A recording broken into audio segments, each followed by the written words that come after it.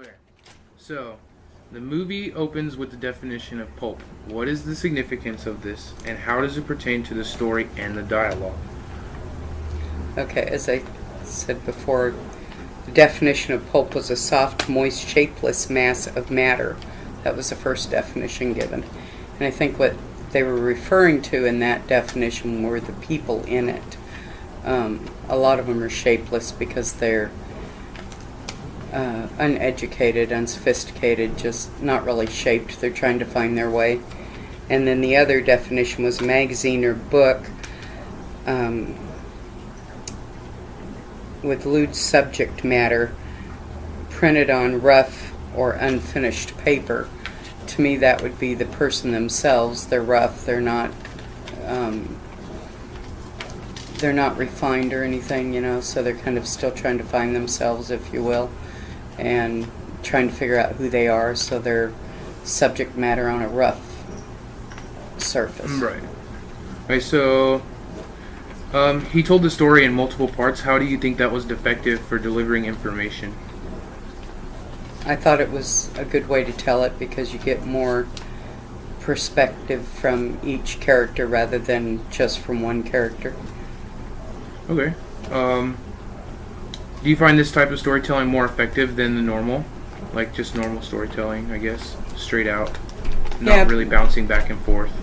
Because you get more of perspective and you get more in depth with each character versus telling it from a one-person perspective, which most movies are told by. Right. This one kind of tells it from everybody's perspective, which I think goes more in depth. It gives you more feeling towards each character instead of just one character. Right, and more in depth in each one of their feelings. And you get more personable with each one. Okay, so how does he use irony to convey a message? And what themes do you think he was suggesting by this? Like you were saying earlier, the watch and the... Yeah, the guy with the watch, if he hadn't gone back for the watch, then he wouldn't have put himself in a position to be able to save the other guy. And being put in that position, he was able to basically wipe his debt out and keep the money that he won from the fight and move on with his life. Even though he messed over the guy, he still gets out. Right, but he saved the guy. So the guy kind of said, okay, tit for tat, right. And so all right, stay out of L.A. and you're good. That's all he wanted him to do was stay out of L.A. Right. And not tell anyone about the raid. Mm-hmm. Yeah, I wouldn't either. So, what does the dialogue and interactions between characters suggest about American culture in general? I recall the dinner scene where the chick's wife or the dude's wife was asking. She said, "Why do we have to talk about stuff to feel, safe or secure, or whatever? People can't just enjoy silence. Why can't we have a comfortable silence?" Right. And what do you think that says about just culture in general and how we interact with one another in life? I think in order for a human being to be comfortable with another one, they have to learn all they can about that human being. And until you know everything about them, to be silent with someone is like saying, okay, never mind, I don't care who you are. Okay. So you kind of go differently against that. Yeah, I think we need to avoid silence when we first meet each other because we're not learning anything about the other one if we're not being verbal. What do you think has changed since about that time? Do you think people were more open with each other then than they are now? Maybe a small amount more trusting, but not a lot. I don't think a lot has changed. It showed American culture in the drug scene, which we're still in. It showed hierarchy within each group of people, if you will. And, we definitely still have that. And it showed, the common everyday person just trying to live their life, which, of course, we still have. Right. So I don't think a lot has changed. I think it's different, but it's the same, More things change, the more they stay the same. Yeah, we've still got the drug problem. We've still got a lot of people involved in drugs, Mm-hmm. And for everybody that's involved in drugs, it's all about the drug or the money, and that hasn't changed. Right. What I think has changed is the two in the restaurant. We're talking about robbing and how much more they could get by taking everybody's wallets. That's not the case today because people don't carry cash anymore. Yeah. They carry cards, and a lot of those cards are protected. So it wouldn't be as lucrative today to steal all those purses and wallets as it would have been back in the day when everybody had cash on them. That's true. Do you think that the themes in the film would still have an impact on viewers today? Do you think this film is still relevant today to people that would watch it today? Do you think it still has an impact? Yes, because it speaks to basic human emotions. Right. Which is always going to have an impact. Okay. And last question is, what did you think was in the box? I gave that a lot of thought. And, I thought about Pulp Fiction, and I thought about the colors when they opened the box. And the colors were like sunshine bright. Like gold gleaming. Yeah, like gold. So, of course, my first thought was gold. But then I thought of the title of the movie, Pulp Fiction. And what do we call pulp? Orange juice pulp. So is it orange juice pulp in that suitcase? Because I thought about it. The first guy that died for that case had it hidden under his sink, right? Right. And it seemed like it was important, like it must have had good monetary value because he was hiding it and not turning it over to the boss, right? But then in the restaurant, when they've got the case, he shows the guy what's in the box. Now, if it was full of gold, I don't think him and his girlfriend would have walked out. I think they would have been willing to die for a briefcase full of gold. The movie opens with the definition of pulp. Why do you think this is? It's significant to a prelude of what is yet to come, I think. And what do you mean by that? It's a prelude of what is to come? It kind of tells you what is coming up in the movie. That definition defines the movie. Like what about the movie? The characters, the dialogue, the theme. The theme of it? Yeah. Just like, do you think that the film was just a bunch of lurid content, kind of tasteless? That's what it says, like, the definition of it is. Yeah. Lurid, loose, pretty much. Yeah. Okay. So how does the telling of story in multiple parts effective for delivering information? I found it very confusing. Thought it was more confusing? Yeah. You didn't find that you didn't feel like you got more information? You feel like you got maybe too much? Yeah, I felt like it was very confusing, and I think that there was a lot of loose ends. I mean, for the ending of the movie, everyone's situation just was kind of left hanging. Okay. So you don't think that this type of storytelling would be more effective than the normal? You think it's more effective if you just follow one character in there? Yes. Okay. So he used some kind of ironic moments to convey a message. What do you think this was? What themes do you think he was trying to get across? Everyone ended up kind of with what they deserved. I mean, just like the main character, the guy that ran the streets. I mean, he ended up being assaulted, and then the guy he was chasing ended up saving him. So I kind of think that everyone ended up with what they were. Kind of like we just build it on Yeah. graves and stuff. Okay.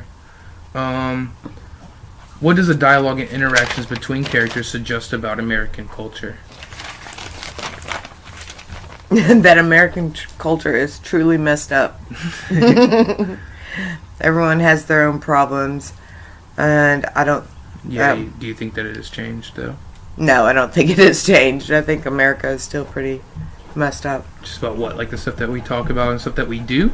Yeah, like, I mean, there's drugs and violence, and there's Americans out there killing other Americans, and I still think it's that way. Okay, that's mostly true. Do you think that the themes that are present in the feature would still have an impact on most likely more like younger viewers today? Yes. People that started watching movies. Yes, I think that they would that it would still have an impact on it because it is so original, the storyline, and it does make you wonder what is coming next because it does jump around so much. So I think younger viewers would truly enjoy it. All right. Well, the last question would be, what did you think was in the box? Gold. Gold. Yeah. Gold. Yeah. With the definition of pulp, what do you think the significance of this is, and how does it pertain to the story and dialogue? Well, the material in the movie is very crude, and it's very rough subject matter. And what was How do you think it pertains to the dialogue?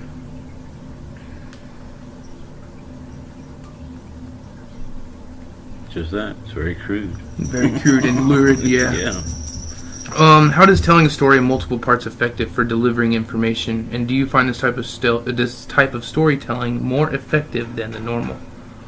Yeah, I think it's very effective. It forces you to pay attention to the movie rather than just getting bored throughout. Right, just watching piece by piece. Yeah, piece by piece. You have to pay attention in order to show and understand what's going on. All right. How does Tarantino use irony to convey a message in the movie, and what themes do you think he was suggesting by this? How does he use irony in the movie? Like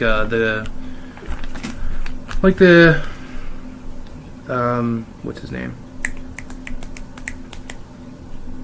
The guy that keeps reciting Bible verses, and he claims that a miracle saved them, but it was kind of ironic that God didn't come down to save the guys that they were killing. Or ironic that the guy that Butch, he screwed over the mob guy, and then he ended up saving the mob guy. You know, the mob guy wanted him dead, but he ended up needing him. And that's what I see is the irony of the entire movie is that you see all the evils of the world firsthand, but the ones that are committing the evils don't necessarily get what's due to them. You know, that predicts the world in a whole new light. Everybody thinks that everybody sees everything through rose-colored glasses, and that's just not the way it is. Alright. Do you think that the themes in the film would still have an impact on today's viewers? Oh yeah. That and the culture will never end. That's the way it is. The drug culture, the crime culture. It's always going to be there. All right. What do you think? I kind of went backwards a little bit, but what does the dialogue and interactions between characters suggest about the culture? The dinner scene where they're talking about how why do people have to have boring conversation pretty much to feel comfortable and stuff. Well, it's just that. You have to create some kind of mindless chatter in order to make the other person feel at ease with the situation. Do you think that anything that's changed? Do you think we still do that a lot? Oh yes, every day. All right. Last was, what do you think was in the box?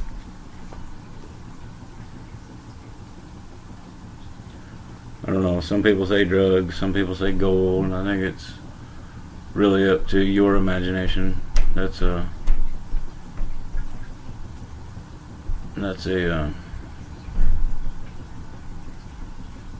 mystery of the movie, and I think that's what makes the movie. Part of the mystery. The film opens with a definition of pulp. What is the significance of this? The definition of pulp is so significant at the beginning of the movie because it sets the mood for the entire movie. The first couple scenes in the movie, you get a lot of pulp talk, which is like conversations that have no meaning to the plot line or the story, but are interesting. So you think that also pertains to the dialogue as well? Yes. Okay. How does telling the story in multiple parts effective for delivering information? And do you find this type of storytelling more effective than the normal? Yes, I do find it more effective because it gets the people involved with the movie. Mm-hmm. It makes them put like pieces back together to see the whole picture. Okay. So it keeps them involved in the movie longer. You think? Okay. Definitely more interesting then. So, throughout the film, Tarantino uses irony. What message or theme do you think he was suggesting by these scenarios? Tarantino uses a lot of irony in the movie. Pulp Fiction, for example, when Butch is on the hunt for his watch, and he runs into Marcel that is hunting him down, And at the end, they get in a big old mess. And at the very end of it, Marcel needs the man that screwed him over in the deal to save his life. What theme do you think he was trying to suggest by this? Theme. Like, with what, like, he was trying to do with, like... What does he mean by that? Like, you think he was trying to say, like... You can never be expected what's going to happen. Yeah. How life will throw changes at you. Because it even happens with... what's his name's character? John Travolta's character. Vincent. And Uma Thurman. Yeah. When she overdoses and he Yeah. comes out and he's like, whoa, this is just a big turn. Oh, okay. Alright, so... What does the dialogue and interactions between characters suggest about American culture? That's number 4, right? Mm-hmm. The dialogue and interactions with characters in the movie Pulp Fiction suggests that everyone needs to talk about something no matter how ridiculous the conversation is. Just as long as it's not quiet and awkward. And I think the dialogue and interactions have not changed in the years to come in American culture. Okay, so you think it definitely hasn't changed, it's about the same. Okay. Do you think that the themes in the film would still have an impact on today's society? Do you think that viewers today would still understand? Yes, I do believe that the theme has and will always have a big impact on today's and future society because it's kind of a big step in movie direction. No one's really portrayed a movie like this because it has so many themes in beginning, middle, and end. Alright, so last question is, what do you think was in the box? What I think could be in the briefcase is the Oscar Quentin Tarantino hoped to win for putting all of his heart and soul into a film. So you think it was an It's Oscar? it's just an Oscar. So the movie opens with a definition of pulp. Why is this? And the story is about people who would be considered trashy or cheap. And they undergo a lot of tasteless conversation in a lot of the scenes, Okay. which was the second definition of pulp in the Okay. dictionary. So you think that would pertain to the dialogue? That it was just tasteless dialogue and that the pulp kind of describes the people, the characters? Yes. Okay, so how do you think that telling a story in multiple parts is effective for delivering information? Because you kind of get to see every point of view of the characters, and you can understand why they do what they do, and in some cases are made to play devil's advocate.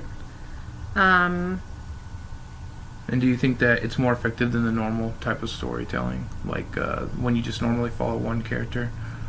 Yes, because it's kind of like the element of surprise. Like, you have to pay attention to the movie, otherwise you're not going to really understand what's going on.